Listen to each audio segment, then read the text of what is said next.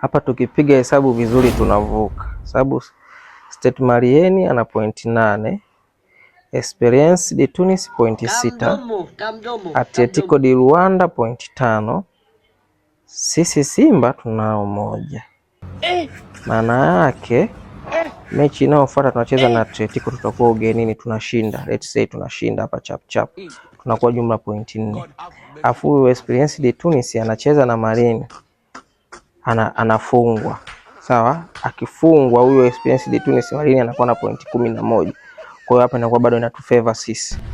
Unaona, huyu Esperance anakuwa ameganda, anakuwa anatuzidi pointi 2.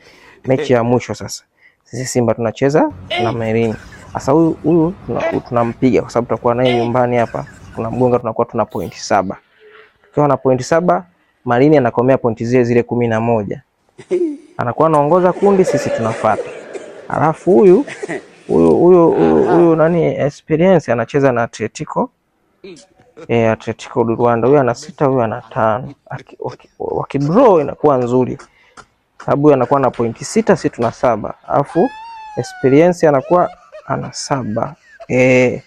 Anakuwa ana 7 na sisi tuna 7.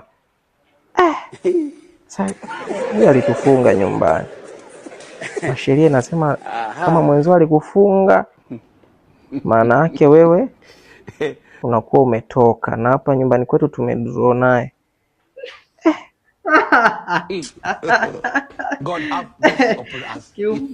Ushatoka bwana. Hamna, tukichanga karata vizuri. Amechanganya bwana. Ushatoka bwana.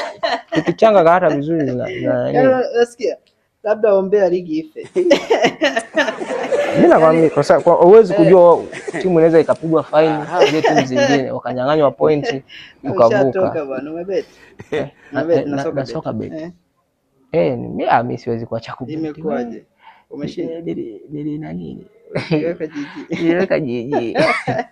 Wewe swala kubeti siliwekei ushabiki. Sasa wewe mpira achana na. Ushatoka yani. Yaani wewe acha kujidanganya, wewe ushatoka. Yaani hata ufanyeje, yani ushatoka. Hamna, tukichanga hesabu vizuri. Yaani achana na mahesabu. Wewe tayari. Yaani tayari. Kwa mfano wewe unaona wewe tunapunguza mfano. Ushatoka.